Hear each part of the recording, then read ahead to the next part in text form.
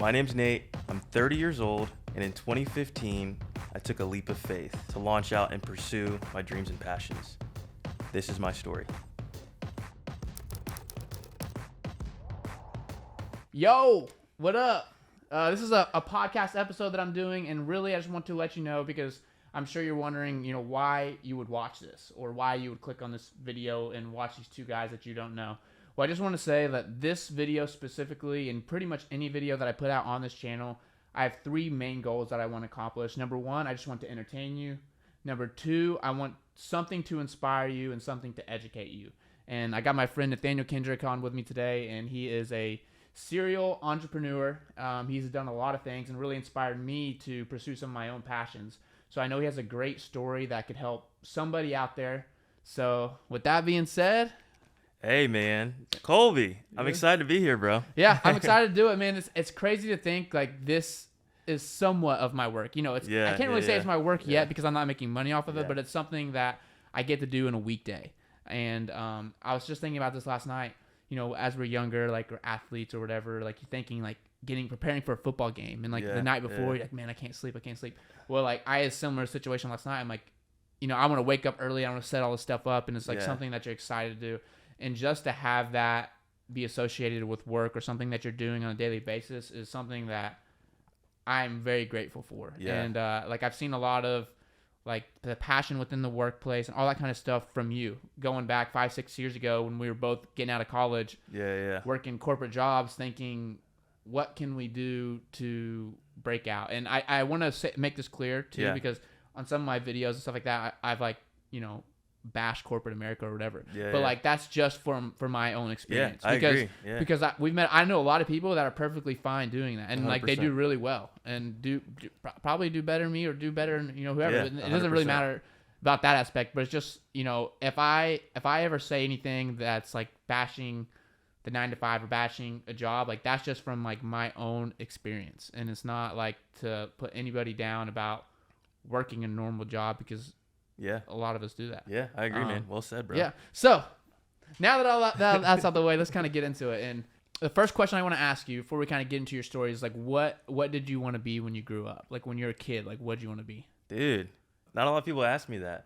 So it's funny you say that, man. So I wasn't necessarily a kid that was like, oh, I want to be a firefighter or policeman. I was really just kind of pursuing things that I enjoyed from like a creative perspective. Yeah, no, I know what you mean, and it's funny because I think like a lot of our friends who are, I'm gonna have Dustin on next. He's an entrepreneur as well, and like I just think about like back to our high school days or middle school or even elementary school, like finding little ways like make money in school, where it's like selling sunflower seeds, selling like I sold Gatorades in middle school, and I would go to the CVS and buy these Gatorades. It'd be like 2 for $3, and I remember selling them for like I sold one for $10 to some kid. That's a move right there, bro. Or like the the PE teachers would sell these little Gatorade bottles for $1, and I was like, I'm just gonna buy the big ones and sell them for $1. Why would anybody buy those? Yeah. You know what I mean? Well, actually, side note. I will say this.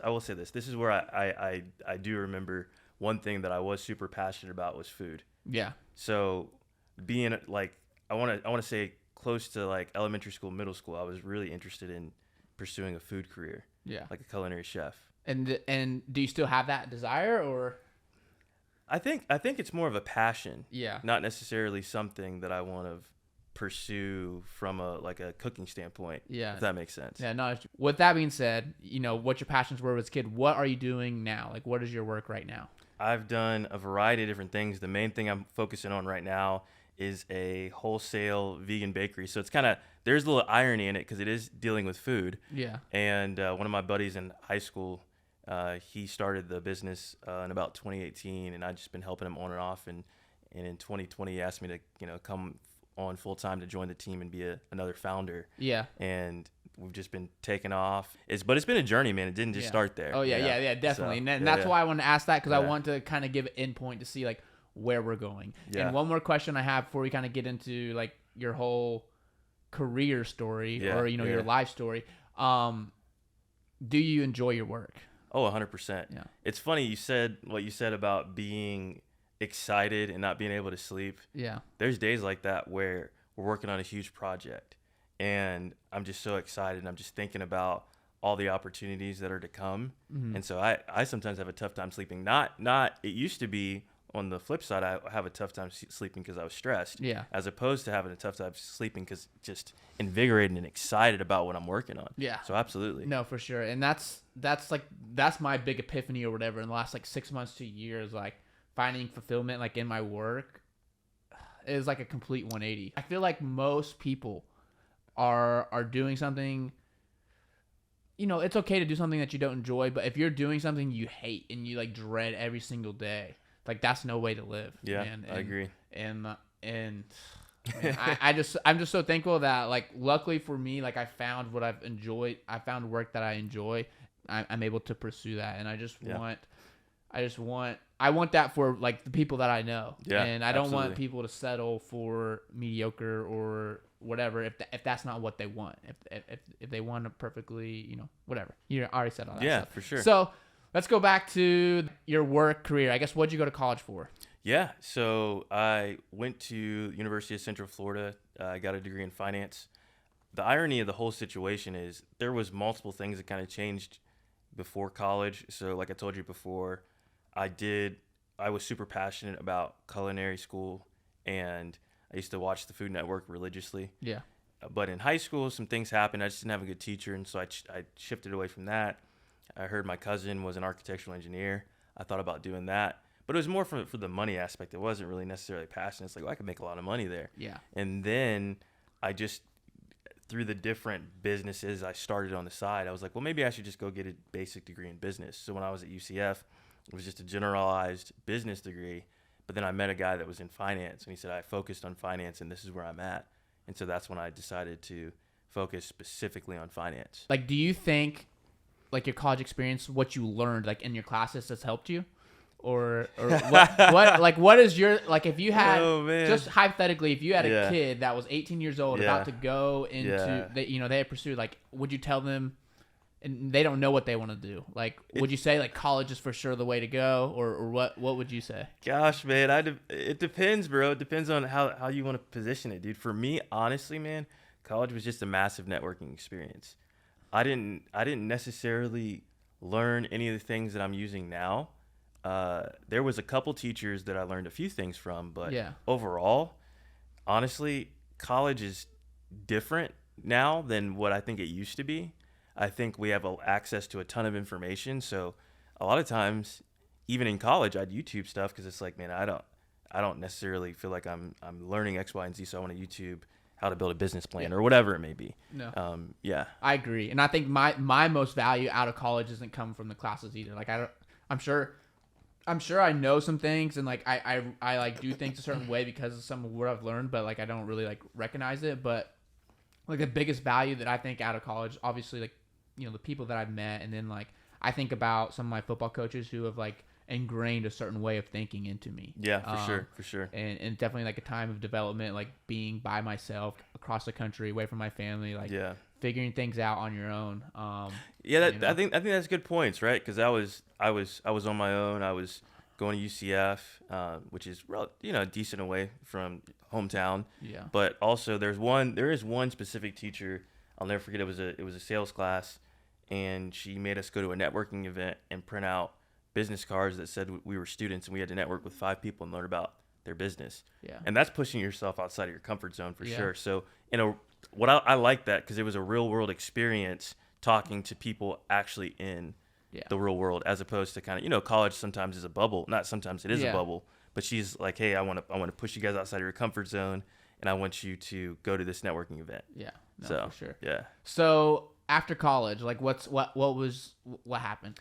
Yeah, man. So I worked at Publix from high school. So I think I started as a freshman in high school, and I worked all throughout high school and college.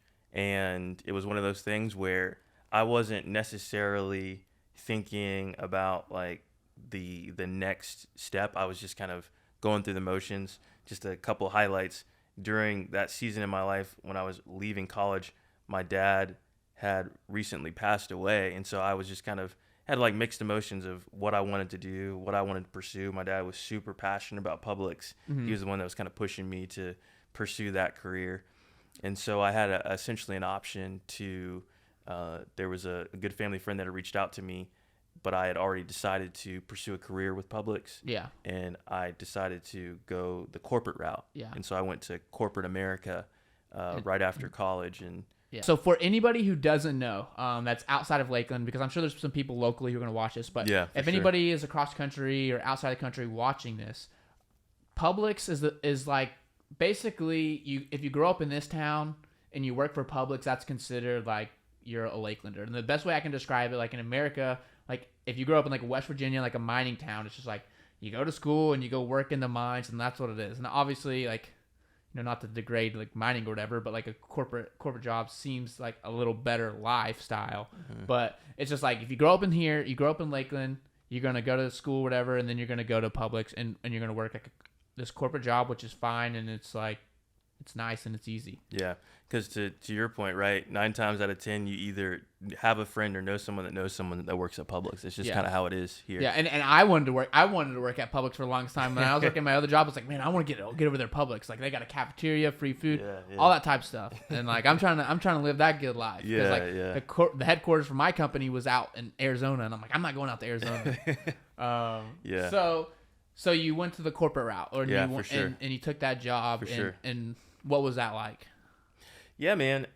I would say, again, like you said earlier, I think that there's a place for people there that could enjoy that route. Yeah. But for me, just always kind of thinking outside of the box, even as a kid, and just doing things differently, it was really a tough environment for me to kind of adapt to. Especially, I mean, you got to think, right? You're immersing yourself from a college environment where the average person is like 22, back to Lakeland, Florida, and you know our city, 60% of the demographic is higher on the higher end of like 60, 65. It's a retirement city, especially back then. It was like 2014, 2015. Yeah. And then going to a corporate environment where I think I was probably one of maybe 2 or 3 that were in their 20s. The rest of the people were in their 50s, and so I'd be in that environment, and a lot of those conversations, it was just tough to kind of adapt to, and be in an environment where it was like, oh man, is this what I actually want to do, or is this what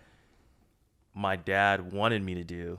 And so I was kind of having those kind of conversations as well. Yeah, with myself. No, I agree. And when I think there's a certain type of person, like if you're in a situation like, I think a lot of us say, I would like to do this, but like, I think everybody has this feeling about something, but like I've had this feeling, I'm sure you had this feeling like deep down, like when I was at this job, like I knew I was like, this is not it. Like I'm not playing to my strengths. I'm not playing to my gifts and callings. Like I know that there's something out there, and I don't really know how to put it into words, but it's just like, I know if I can find something that I'm passionate about and that I want to do, like I'm going to knock it out of the park. Yeah. And 100%. like, and I can tell you, like when I was working at the corporate, I just said corporate job. When I was working my job, like I could look forward and I could see like the next 40 years of my life. And I really didn't have a game plan. I was like, I'm just going to go to work. I'm going to do good and I'm going to get a raise. And then I'm like, if I ever feel complacent, I'm going to ask for a raise. I'm going to ask for a promotion, things like that. And it's just like, that's just how it was. And I can tell you, like over the last 6 months, like I have a very specific game plan for like my work life for the next 6 months to a year. And like, I'm excited about it. And like, it's just it's a 180. Yeah. And I can tell you one other thing, like being around, and this, once again, this is not a knock on anybody that I was working with, but just when I've started working in the YouTube space and being able to work with the people that I've worked with and see their mindset and approach to things, whether it's how they delegate, how they run their business, anything. It's just like, it's so mind opening. Yeah. And I feel like a biggest thing about being in this corporate job that I was in, everybody that was communicating with everybody was in the same spot. They're all in the same job. Like now, like that I'm doing what I'm doing, I'm able to network with everybody that's doing totally different things and like providing, like I'm just on the phone with different people that are just providing so much value and like so much, a different outlook, a different perspective. Like, hey, I run this business. This is how I'm doing it. Yeah, for sure. Like, I think, you're all under one corporate company, one bubble. If you're not actively in like the community, actively reaching out, you're all together. It's just like, man, living the dream. You know how it is here. Like we're just trying to get the job done. Yeah, for sure. For sure. So just to give, because I kind of know what you do, but if someone's listening still, give them what were you doing every day, like a quick quick synopsis. Like, what did your office look like? You can have a perspective of what you think it will be like versus what it'll actually be like, and it wasn't necessarily what I thought it would be like either. And essentially, kind of to your point, I always describe it to people as like Mr. Incredible in the first Incredibles. He's kind of sitting in that cubicle office. It's kind of how it was. You're sitting in an office. You're working. It's not really a lot of noise or anything. People are just kind of focused on their task. You can take a 15-minute break here and there and a 30-minute break, and that's kind of. Now, what'd you feel like when you got home, like from a day of work? Like, how'd you feel? Oh, dude, I was exhausted, bro. I was just mentally just exhausted because, again, you have to think about the fact that if you're going from a college environment where everybody's young, everybody has these perspectives, these goals, these dreams, these aspirations, and then you immerse yourself into a corporate world, it's very different. It's I always tell people I feel like there should be kind of a step before to kind of educate kids on kind of what the big corporate environment is like, because it's a tough adjustment to go from, oh, I can go do this or go do that. It's like, no, I have a structured amount of hours. I have a structured responsibility. I have to wake up at 5:15 every single morning to get there at about 7 a.m. I can work. There's no summer breaks. Yeah, there's no summer breaks. Yeah, it's different, man. I was definitely exhausted, and to be honest, man, when I was in that environment, I just go home and I would just kind of cleanse my mind by watching something on Netflix. Yep, and I know the same feeling. And like I would want to do something, and like on the weekend I would start thinking about it or whatever, and then I'd get back to work, and then I just get home and I just be like, oh, like I just need to decompress. Yeah, you're just mentally exhausted from the day. And it's just and I feel like a lot of people experience that, and a lot of people out of college. Especially out of college, and it's just like a culture shock. Yeah, dude, these are good questions, man. You're reminding me of what it was like, because it's been a while now that's the goal. Because I want people. Man, I hope somebody's watching this. Yeah, but, like, absolutely. I want people to like. I want somebody, like, if I was in college and if I got to hear this conversation, like maybe I would reconsider what I really want to do, what like my path is, because I've had people tell me, like, when I was in college or when I first got out of college, like. I did an internship in Australia with this guy who owns multiple businesses, like a millionaire, stuff like that. And I remember telling him, like, oh yeah, I'm gonna go back to America. I'm gonna get a job. I'm a corporate writer and just trying to make as much money as possible. And he's like, I would think, like, he's like, I know a lot of people who like sat and like did work the job for like 20, 30 years, and they look back and they're like, is that really what they wanted to do? And he built multiple businesses and had a different, a totally different lifestyle. And then I remember, someone saying to me, that's another entrepreneur, a business owner who I worked for just for a short amount of time, said, think about, instead of being like a little fish in the small pond, like maybe being like a face of a small company, or like working, like kind of basically asking me to maybe stick around there with him. But at that time I was doing a labor job, and I was like, I just want steady. I just want comfortability, which is fine. And it was perfect for me for a season because I paid off my student loans. I, bought a house. I got married. I had a baby. And like that stability and stableness of that corporate job did provide like a peace of mind. But then like there becomes a point in your life where it's, or in my life at least, where it's like, okay, my basic needs are met. Yeah. What's next? Like what can I strive for? What can I achieve for? Yeah. And I can tell you, like, the last 6 months has been a roller coaster, and it has been like some highs and some lows. Highs and low lows, bro.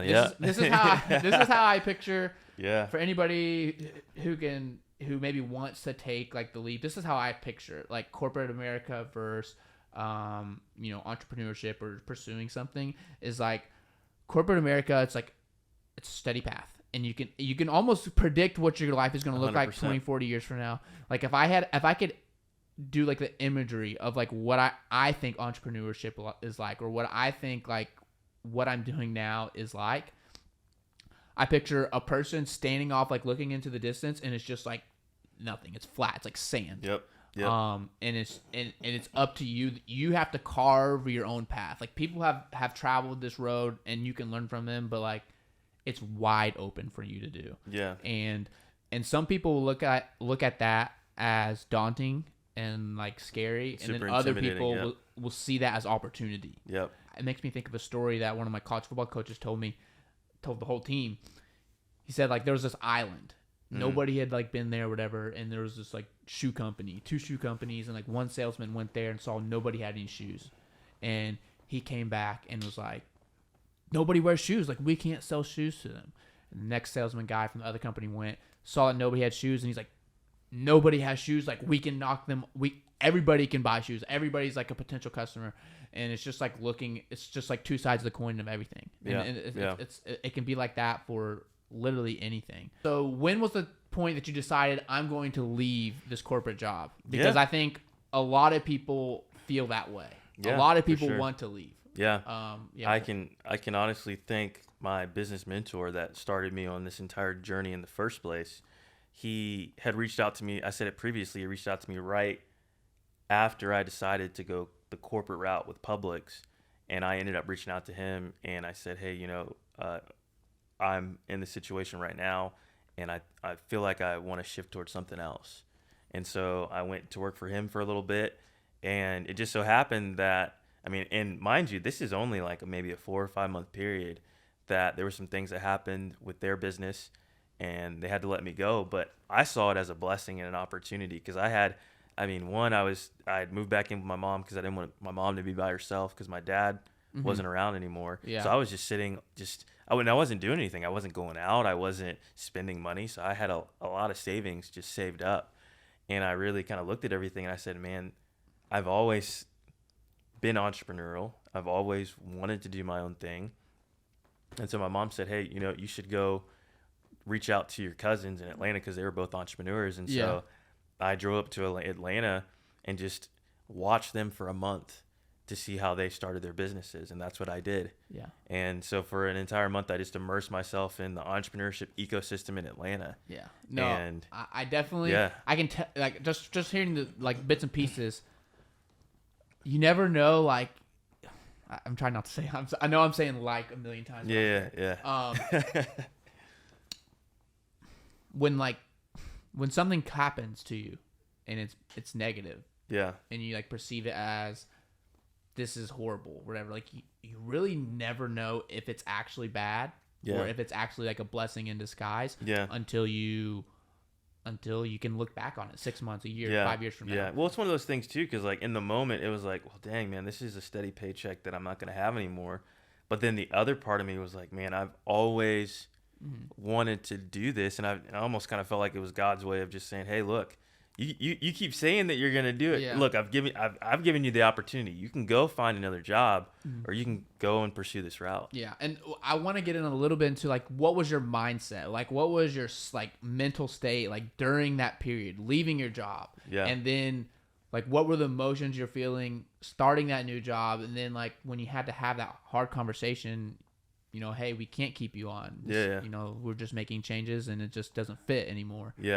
Like, what was your emotional state then? What were you going through? Yeah, I think it was one of those things where I was like, man, okay, obviously the corporate job that I was at, I felt like I wasn't where I needed to be, so I shifted to the other corporate job. And I think it was one of those things where I was like, man, okay, one of the first thoughts was that a mistake? Should I have stayed and just kind of bit the bullet? Or, because one thing I didn't mention is I had just been introduced to basically my boss's boss, and she's like, hey, there's opportunities here, we can step up. But it's like, I don't know. Yeah. I have my business mentor over here that says he wants to offer me something, and so part of you is like, it's human to think, man, did I make a misstep here? Yeah. Did I not strategically think about this?